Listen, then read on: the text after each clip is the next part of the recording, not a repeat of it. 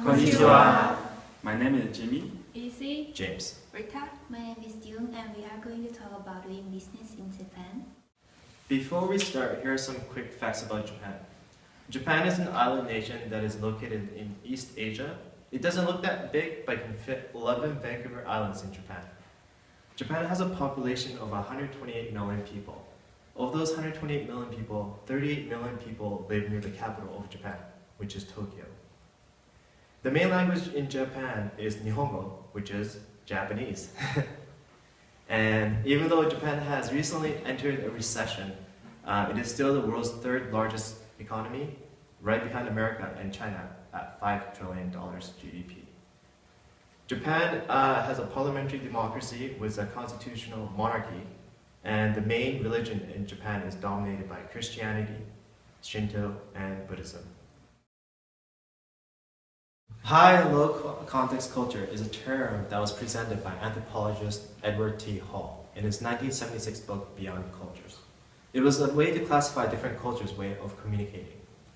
Japan is considered a high context culture. In a high context culture, nonverbal communication is very common, and interpersonal relationship is heavily emphasized.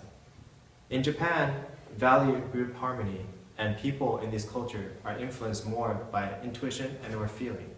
Also in Japan, history and tradition is heavily valued. Conversely, in a low context culture like America, people are generally more logical, linear, individualistic, and action-oriented.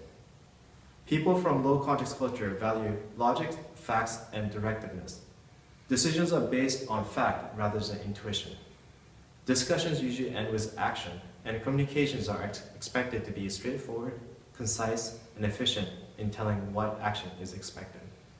Because of the difference in the two contexts, a Japanese manager once said to an American manager, "We are a homogeneous people and don't have to speak as much as you do here.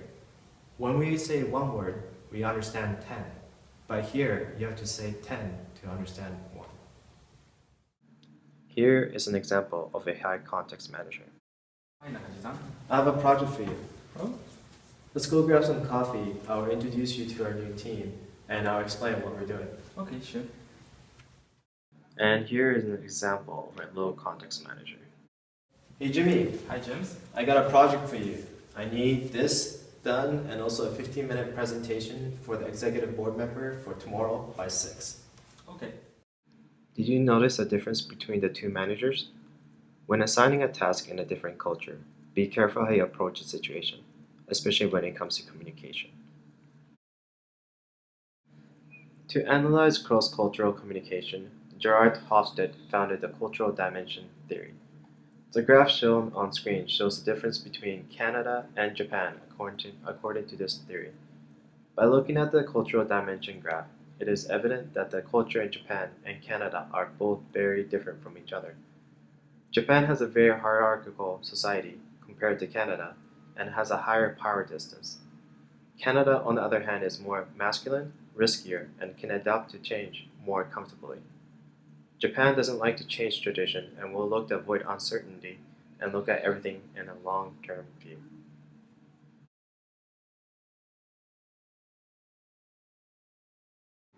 Cultures and manners are highly respected on this traditional Asian land. Particularly, you'll have to do as the Japanese do if you want to build up a solid relationship. Now, please pay attention to what's the right thing to do during the first meeting. Nice to meet you. Nice to meet you. My name is Jimmy. My name is Easy. This is my business card. Thank you. This is my business card. Thank you.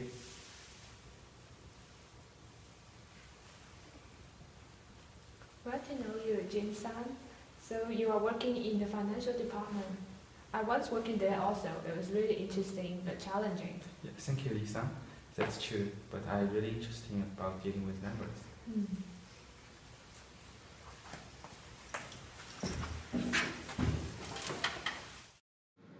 Always bow when you are exchanging business card. When you are giving business card, be aware not to cover the logo nor the name of your card. Also, use both hands to receive the business card as the way of showing respect. In the business environment in Japan, the dress code is rather conservative. For either gender, suit of basic color is recommended. For females, either skirts or pants is fine. The comfort zone is usually about 2 to 3 feet away from your partner. Don't be too close or too far away. Seriously, I don't think Abenomics is gonna work in Japan. What do you think? So, what do you think of Nazi's influence in Japan? Well, the New Year's Day was just passed. Did you have fun with your family? Yes. Nice to hear. I went to Ginza the other day. It was such a fashionable spot. I'm impressed. Yeah, it's true.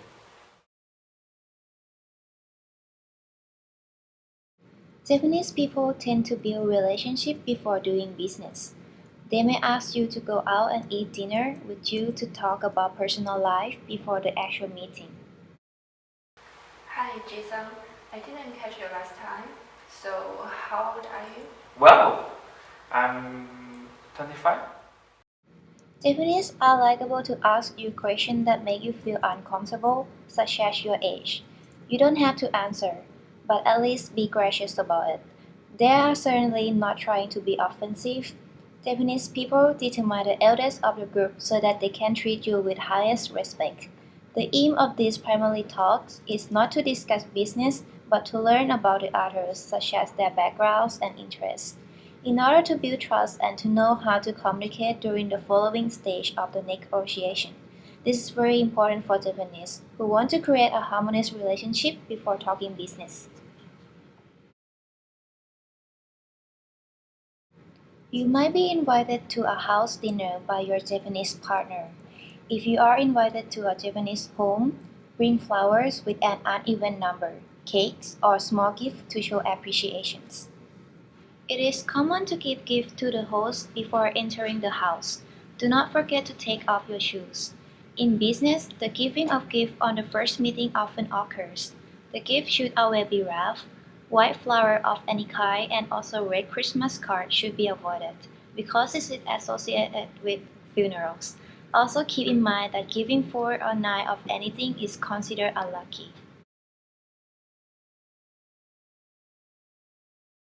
A lot of work in Japan will have event called nomikai, which is when coworkers will go out drinking after a hard day work to socialize and relax.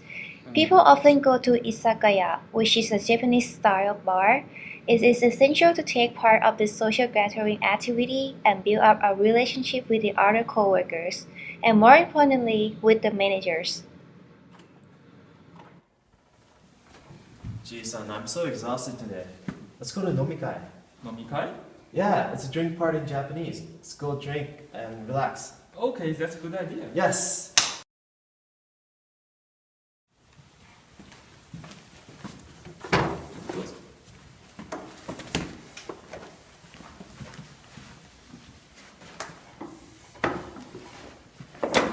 Sumimasen, sake 1本お願いします。 Oh, Nakaji-san, I don't know. I really don't like alcohol. I tried once before, but I had a bad headache for days. Don't worry, sake is Japanese rice wine. It's the smoothest in the world. You'll love it.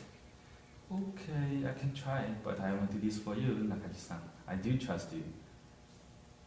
Here's your sake. ありがとう。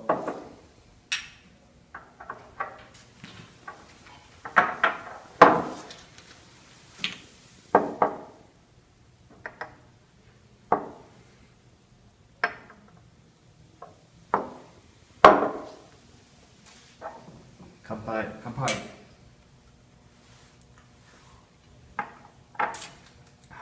How do you like it? Oh, it's really good. I do like it. I told you, it's very smooth and delicious. Yeah. Can we get another one, please? Even if you are not a fan of drinking, it is still highly encouraged to take part of a nomikai. The Japanese businessmen will usually be aggressive to call you into drinking, so be patient and just explain to that person that you're not into drinking, but would still like to join. It is important to not get agitated. During the nomikai, people can talk about anything they are interested in outside the workplace. Finding something in common can help building interpersonal relationship and trust. So, Jason, how's your family doing? Oh, thank you for asking. They're doing fine. Great, that's great to hear. By the way, are you into Japanese anime? Oh yeah, I really do like Japanese anime. Attack on Titan is my favorite. Oh, really? Me too. The new movie's coming out really soon. We should definitely go check it out together. Oh sure, why not? Kanpai. Kanpai. The cycle is great. Yeah, it's really great. Oh, it's turning late. We have to work tomorrow. Oh, that's true. Can we get the bill, please? Oh no, Nakaji-san, I should pay the bill. Sake was great, and it's all thanks to you. Oh, don't worry about it. I invited you. I should be the one paying. No, it really should be me. No. Don't worry. I'll pay this time. Maybe next time. Okay then, next time. After the nomikai, usually the host or the person with higher position in the company will pay for the bill. It is seen being polite and kindness if the guests argue to pay the bill, but the decision is usually up to the host. Also in Japan, people usually pay by cash. In some izakaya or small restaurants, credit cards are not accepted.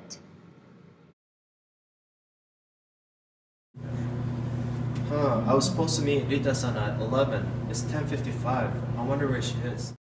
Try to be 10 to 15 minutes early. It's a way to show respect. Also, depending on your relationship with the partner, you will be greeted at the entrance of the company, or if you are flying in, the partner will come pick you up and greet you at the airport, even if the negotiation isn't on that day of your landing. Hi, Rita-san. I've been expecting you. Please come in. Hi, Nakaji-san. Thank you. Right this way. Okay.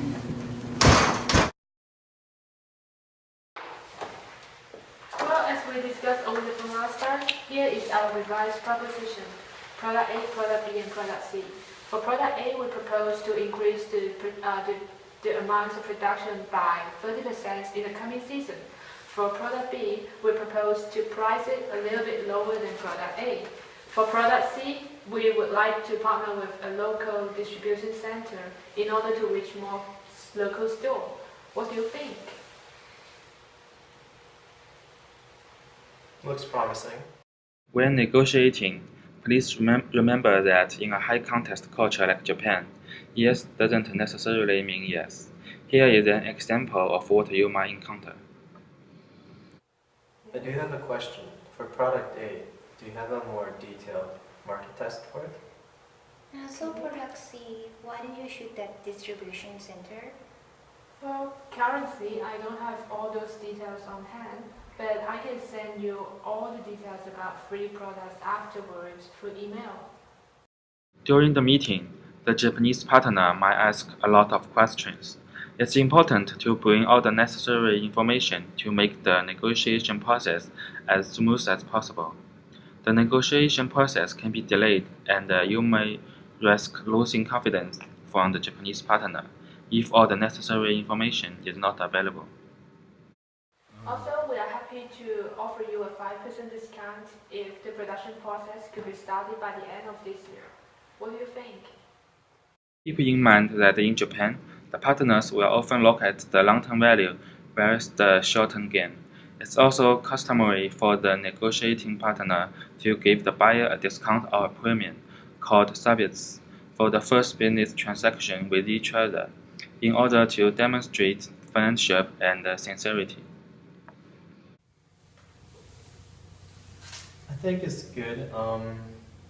Thank you for your proposal, for your sincerity, effort, and time. But we have to bring this back to our boss first and discuss about it before we can accept it. Ready to invest a considerate amount of time if you want to do business successfully in Japan. Never expect to reach the agreement right on the negotiation table. The one who is present at the negotiation process will usually not have the power to make the sole decision. The partner will bring the proposal back to the office and go over the points again with the top members in the company to reach a final decision. So the following acts are the inappropriate behaviors that should be avoided in a workplace environment. Hey, what's up? I just got my promotion. I just got an 18% wage increase. How about you girls? Okay, good for you. Good for you. Yeah. Keep your hand out of the pockets, and it is very rude and disrespectful in Japan. Also, pointing directly at your partner is rather offensive. Lastly, here are some recommendations for your family to settle down in Japan. In Japan, most public child care facilities and schools are Japanese language only. Therefore, most expats prefer sending their kids to private international schools. If you want to bring your family with you, we highly recommend you to go to Tokyo or Kyoto regions, since it's hard to find an international school for your children in other places. Also, in these regions, they are more English friendly. Keep in mind that it will be hard for family members who cannot speak Japanese to find a job. Most jobs are required to use Japanese, and in some industries, local people do not prefer hiring foreigners. In Japan, the road is very narrow and hard to navigate, especially with the dense population. Because of this, the subway and the bullet train are the main ways to commute. The main cities are very crowded. If you are claustrophobic, we definitely do not recommend going to Japan. When coming to Japan, be aware of some business etiquette, such as buying and exchanging business cards. Japanese people tend to build a long-term relationship with the partner before doing business. They consider trust as the most important aspect in doing business. The common way of building relationship with coworker or business partner is drinking. Regarding the negotiation and communication, Japanese people are detail-oriented, thus they may ask you a lot of questions to make sure that they understand the point clearly. Lastly, always avoid any behavior that may hurt Japanese pride, as saving face is crucial in culture. We hope you all will find this helpful and wish you an amazing experience in Japan. ありがとうございます。